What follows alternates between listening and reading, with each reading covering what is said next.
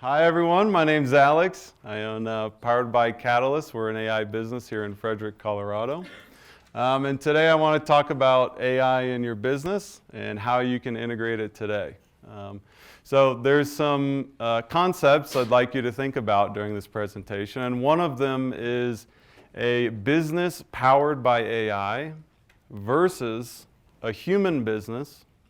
And then the other one is, if you now have a business powered by AI, how do you create an intelligent AI? Okay, so I believe business is like chess, not checkers. Essentially, every part of your business has different departments, sales, production, these other things. Your AI will do the same thing. You won't have one AI that's like checkers where they're all the same. You'll have many different ones across the board. And a little fact is that since 2007, no human has ever beaten an AI chess player. So, when you really think about the power of an AI, that's 20 years and no human can ever touch it. So small business is more complicated than a chessboard in some cases, but I think it'll grow to that point where it will be, sure, maybe a human could kind of compete a little bit, but at the end of the day, they're going to get blown out of the water. So again, before we start, just as a preference, this is my perspective. I'm totally biased, and everyone should know that when you talk to people. I have an AI business that does agentic AI, but I'm not the only one, many options out there.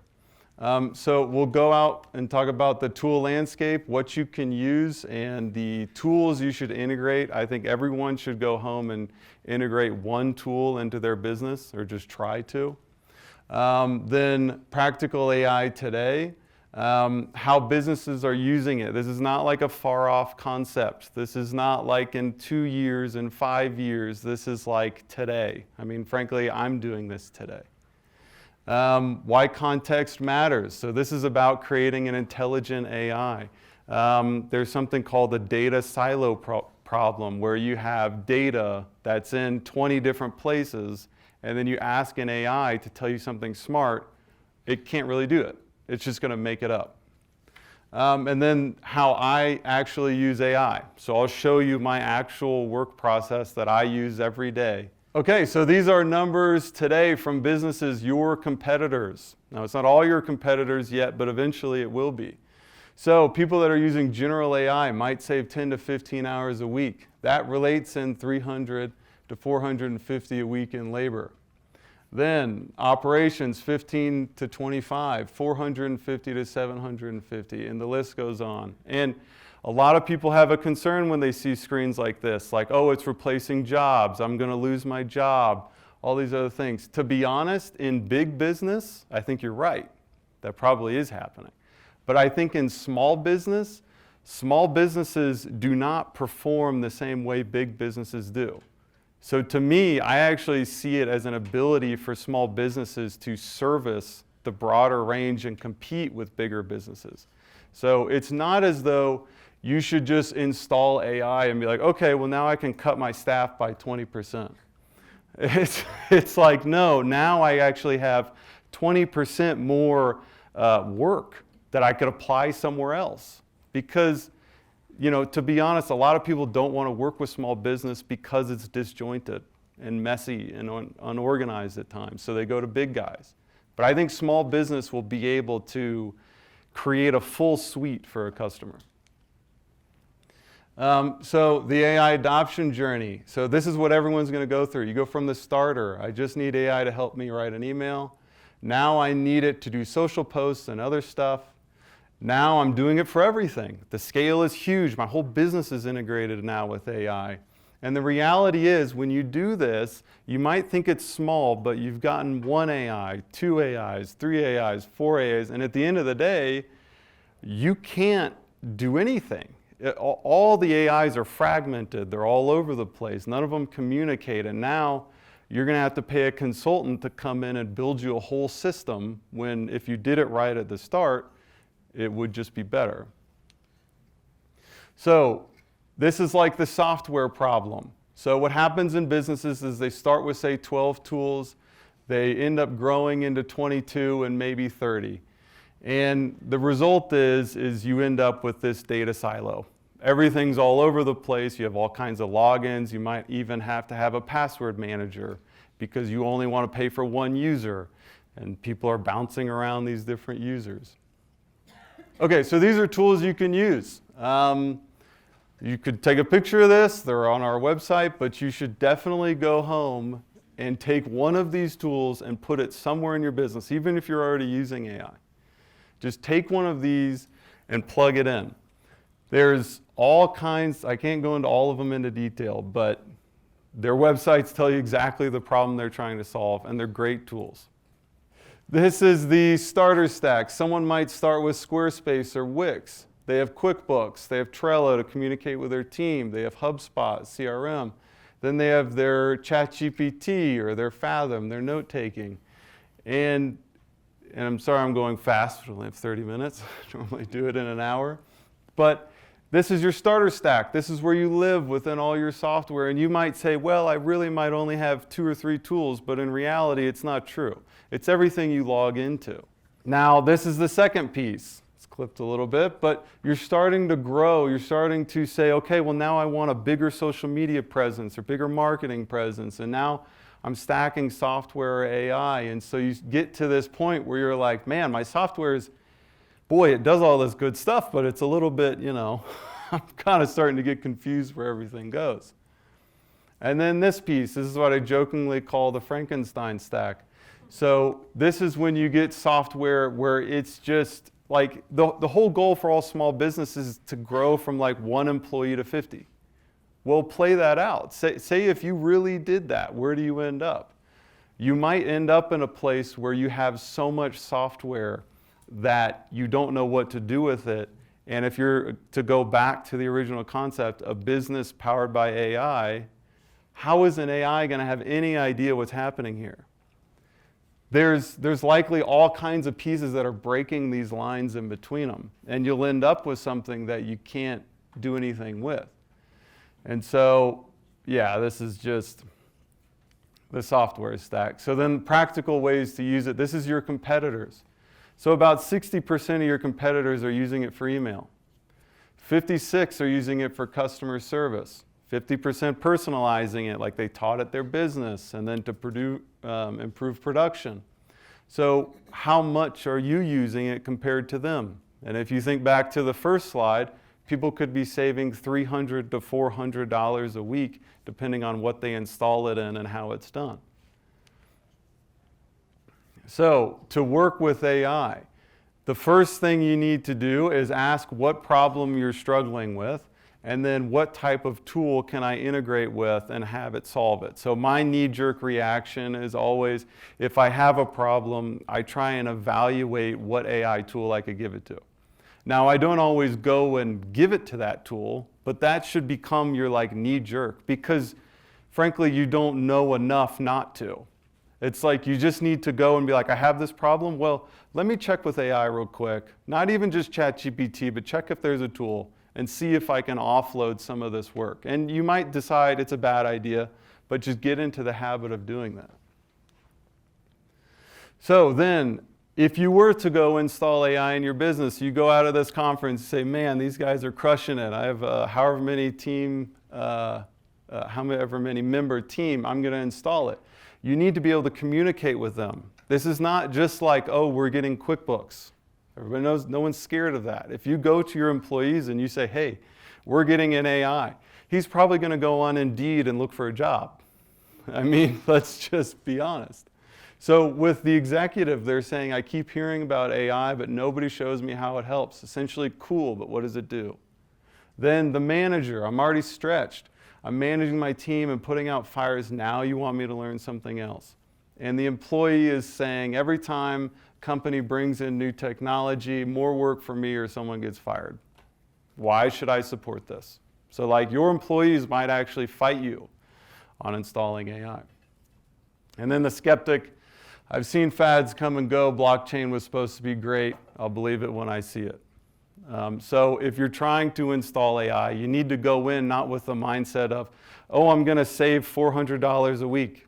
If you tell that to an employee, they immediately go look for a job. You need to go in and say, hey, I know you were working on these things and this was your scope and I'm installing AI and it's going to help here. Now, actually, your original job was also to do a little bit of marketing or sales. So like this little thing that was bogging you down because it wasn't efficient, now you can do the thing I hired you for, or the thing that's really critical to the business. So don't think of it as a replacement. Think of it as something where you can like expand someone's role. This is how to talk to them. For the executive, AI doesn't replace leadership or replaces broken systems. To the manager, AI takes the firefighting off your plate so you can manage your team.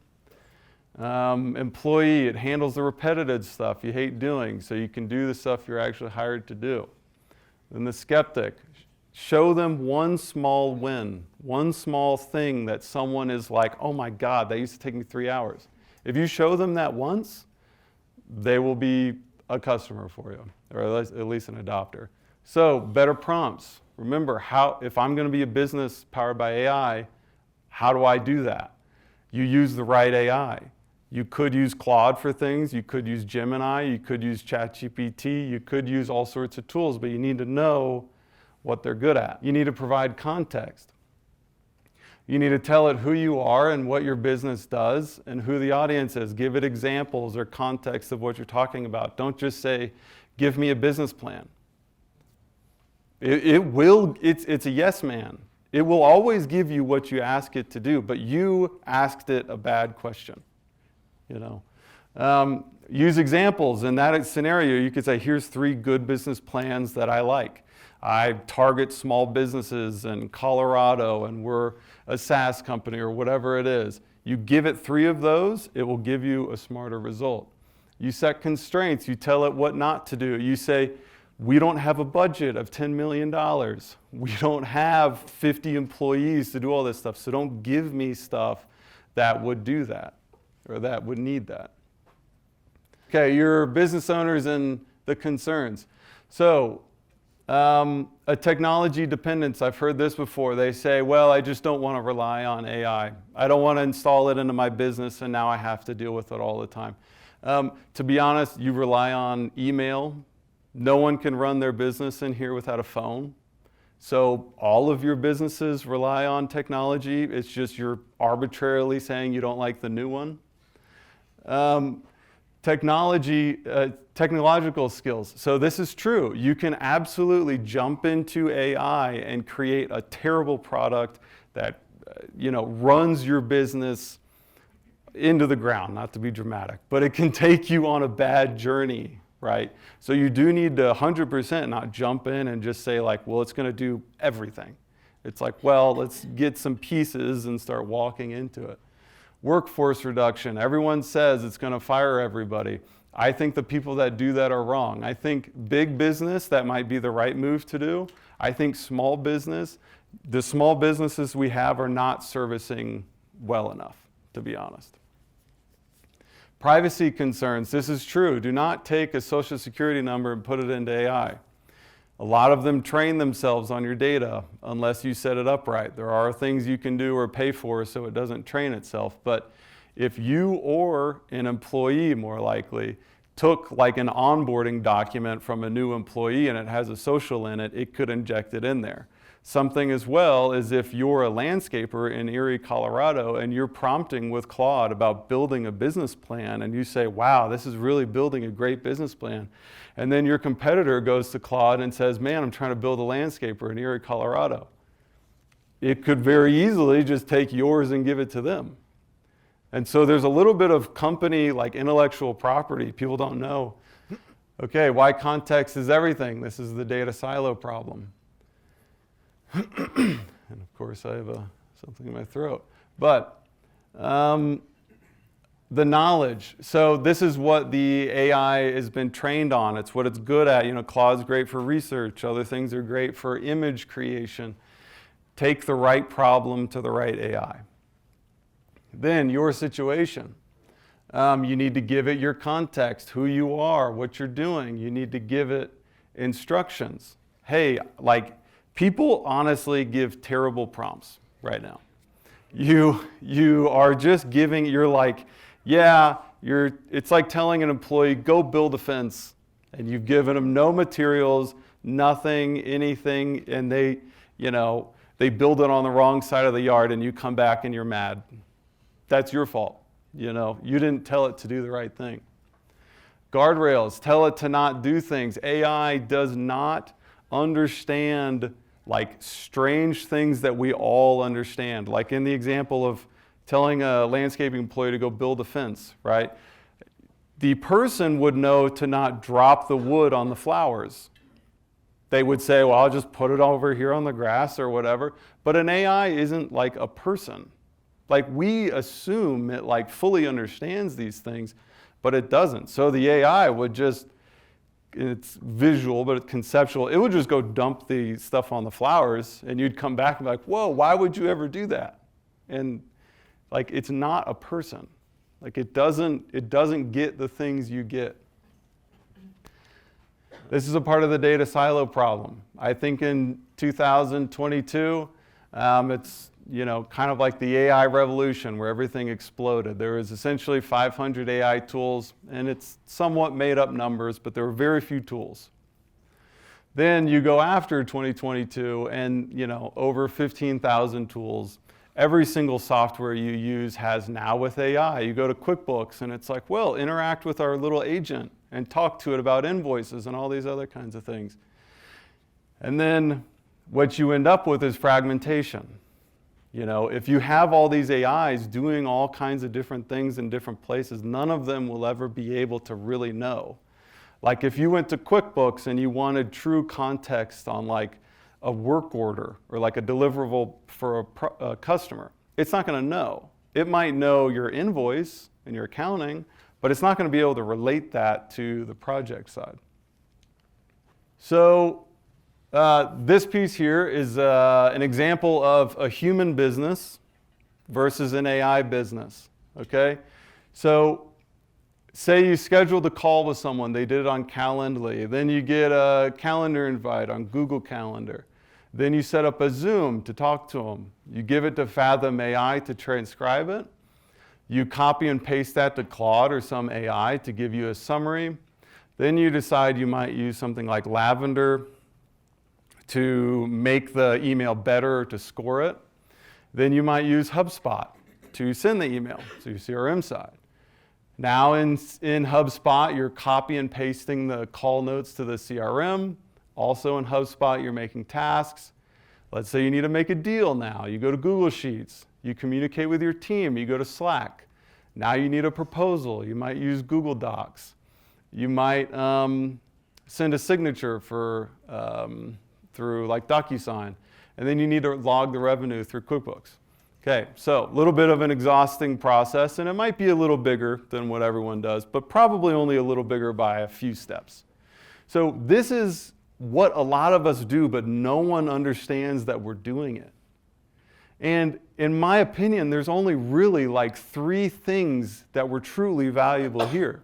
It was talking to a customer, understanding what they want, comparing what they wanted to what we can make, and getting paid. That's it. All of this other stuff is just a waste, in my opinion. And it's like, how if the absolute perfect is 3 steps for potentially like an AI only business, that's like perfect. And this one's at 14 steps. How are you pushing yourself to get to the 3-step? You might not always get there, it might be 5 or something, but just conceptually you need to think about, if I'm spending 14 steps and they're spending 5, they can charge less and have a better product than me. So to be honest, your customer should actually not hire you because someone does it for less for better. And if people are seeing competitors are dropping prices or doing things, and the whole concept is typically, well, lower price, less value. That's not really what's going to happen, at least in my opinion. Some people might go too far on AI, I get that, but there is a sweet medium where there is a lower price and you can do a better job. Okay, so this is the core problem. You have, if your data lives on 12 different tools, your AI only knows 1/12 of your business. So it's not able to fully understand, and you're not able to integrate an intelligent tool.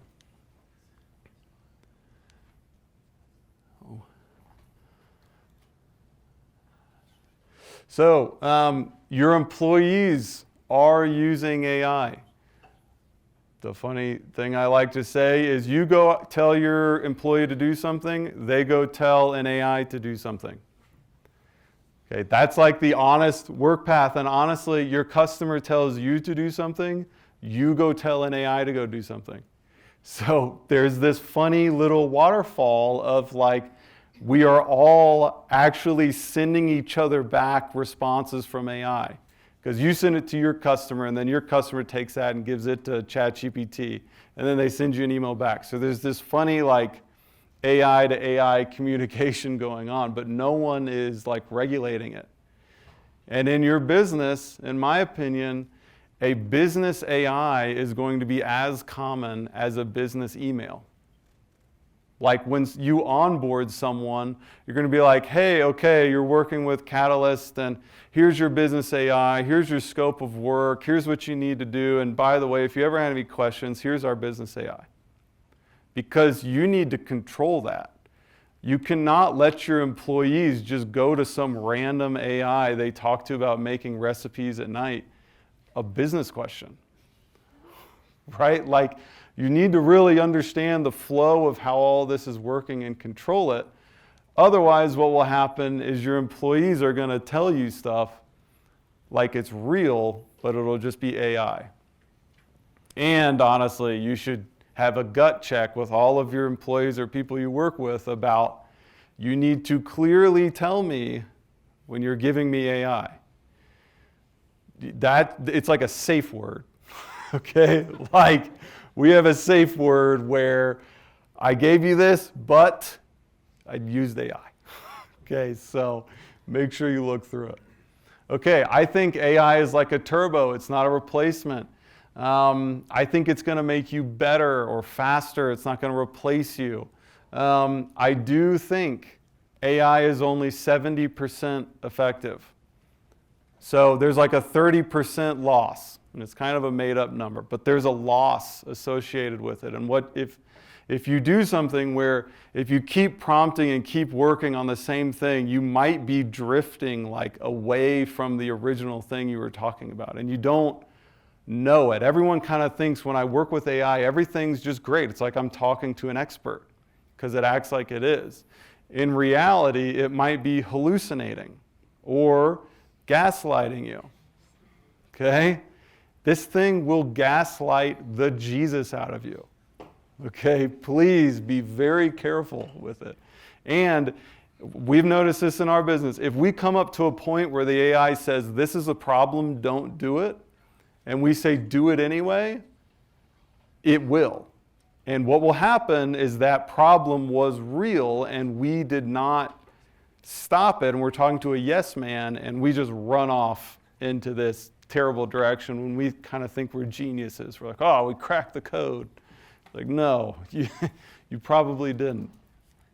So with AI, it's easier to test. You can go through and test like 30 different business plans or whatever you want. You can like test little ideas, and I call it concept art, right? You can go and have a little session with it and communicate with it and figure it out and create this concept art. Like create a concept art of a car. Great, it's a little piece of paper on a wall. Now an engineer needs to go build it. And it figures out, well, this concept art was cool, but it really didn't figure out this problem that we had. But do not take the concept art and deploy it like it's like real. You need to believe that it's concept, or at least understand that. It is much faster at busy work. Your emails or reports or data entry or scheduling or things like that, AI crushes that. It's amazing at doing that. And then things that happen the same way, Like if you have repetition, things that are similar, things that always happen the same way, like a deal flow, everything's normal. That's a great way to put it into AI or train an AI. Okay, so this is my daily workflow. I go through and I do a brain dump, and I'll tell you a little bit more about that later. But then I plan. So I talk about the AI, work through whatever it is, and then I tell it to execute. This is the agentic piece. This is like level 2 AI. Level 1 AI is just a chat box. Level 2 AI is when it can actually go and do things for you, like it's updating records. And then I'll QC it. I'll go back and I'll check the AI. I say, oh great, you updated all these records. Well, I'm going to look through it. I'm going to make sure you're 70%, that 30% that's messed up, I'm going to go find that 30%. And then one thing that's just a piece for me, stop using AI like it's Google. Please. If you really want to find a local restaurant, go to Google. But if you want to have something that has context that says, I'm taking my wife out for Valentine's Day in Erie, Colorado. She loves seafood. We want upscale but not crazy. Budget's $150. That's AI. Google is, I need a restaurant. Context is more AI. Okay. This is the prompting framework I do, and there's something important on this page. So my prompting framework, I tell AI what I want. So I actually use my phone, and wherever it went, but I talk to it. So I don't type as much into it, but I'll talk to my phone, and I'll do this brain dump. I'll be like, hey, I met John. He's a landscaper in Colorado. He has this size of business. He does this kind of thing. I want you to update a deal for me. And by the way, I want to create an invoice, and it'll be $2,000, and we're selling him this. Oh, by the way, I met Sally, and we have a presentation coming up, and I need you to update this thing. So I give it this mixed, like, brain dump. It's not structured. It's all over the place. I give it this, like, I call it a brain dump. It's just what you talk into it. And then I ask AI what it wants to do with it, what it would do. So I kind of communicate back and forth to work the information. And then I review its plan about what it wants to do. And then I just tell the AI to go do it. Go update the records, go do this, go create the deal, go create the invoice. And then I do tell it to check itself. And you should, this is a concept, you should actually be somewhat mean to your AI. So you know. You should actually be very stern with it and kind of mean. Because don't be nice, it will just roll over you to an extent. But something interesting on here is this piece here, number 4. Okay, it's pushed to the left in terms of formatting. Okay, it's a little weird looking, right? So this presentation, I didn't make any of it. I didn't write a single line of text on here. I didn't make any of the colors or the logos or the images or any of it. I gave AI and I prompted it through it. And this is the 30% I'm talking about. Now, I saw it and could have prompted it and fixed it, but it's important to show visually that, like, I told it to do this. And it did a great job. It did everything I wanted it to. But strangely, it pushed this to the left. And so it's just a visual representation of the 30% that AI is not doing things right. And the problem really becomes in like Excel or math or things that are not visual or like making a business plan. This 30% exists. So please, anytime you're using AI, look for that 30% and look for where it's messing up. And always look, if you're prompting AI and building an invoice, look at it before you give it to a client. Okay? Please, God, do not just send things to a client. But this is the example of the brain dump. Okay? I won't read it all, but this is just like I'm just talking to it. I'm just saying things, like there's not really a structure. And the result of that is this. It's, what did the AI do with it? It created a landscape, or it said we wanted to collect a payment. We needed to follow up with it. We needed to update an invoice. Then the contractor, we needed to create a new customer. It needed to create a quote for certain dollar amounts. It created an upsell opportunity. It added people, the AI presentation. These are all things that the AI is able to go and do when it's agentic, when it's level 2, when it's not just like a chat bot that you're talking. Okay, so the result of this, from my brain dump and using an agentic AI that is trained and smart and hard to make, it updated 24 records, saved an hour. It didn't miss anything I said, but 10% of it was wrong. Because AI does this weird thing where it makes assumptions for you, which in certain cases is really nice. It's like filling in these gaps. But and I don't know if you see at the bottom, but it added an additional 40% of information, right? Like I told it like, hey, I have a meeting next week at this time and it's a presentation. The AI might take that and say, okay, well, last time he had a meeting, he wanted this, so let me just populate some stuff and we'll put it in and make it all look pretty. But 10% of that was wrong. So like, don't think it's 100% game. You need to be, when you're working with AIs, find the 30%. And sometimes it's 10 or less, but find it. It is extremely powerful, but don't think it's like you're working with an expert human. It's just a smart robot, you know. It has problems. Okay, so some other prompts that I use is like, what should I work on today? Or put down that I need to call Katie from the injector side and update something. So an interesting one that I really like is like, what should I work on today? As small business owners, we sit down every day and don't have a boss and sit there and say, well, am I screwing up or doing well? Not really sure. So you can actually train an AI to keep you honest. If you sit down and you tell the AI, you know, every day at 9, I need to be doing this, or I need to work on this or this, and you give the AI the records, so the data, it's not like a data silo, it's at least able to access it, then you can have it kind of police yourself. You say, what should I be working on? It could say, well, Alex, it's 9 a.m. and you promised yourself you'd make 10 cold calls today. Here's all the phone numbers, go do it. It's like, all right, fine. And, you know. This is conceptually something I think AI does for small businesses that makes you compete with big business. Elon Musk and Steve Jobs, I don't really know if you like them or not, but they're very successful people. And the thing that they're able to do, the thing that people say about them, is that they're able to cut out the noise, cut out the things that are not valuable. And they're able to focus on things that are signal. So like true value. And I personally believe AI does that for you. It lets you cut out, like, do you really need to type in someone's name from a business card? Not really, you just need the information in there. There's like all these little things that we do that are kind of little wastes of time that we don't realize that's noise. And if you use AI in a right way, the AI is like a turbocharger. It makes you now able to focus on signal. You should go review the noise and the things it's doing, but that's a small portion of your day now.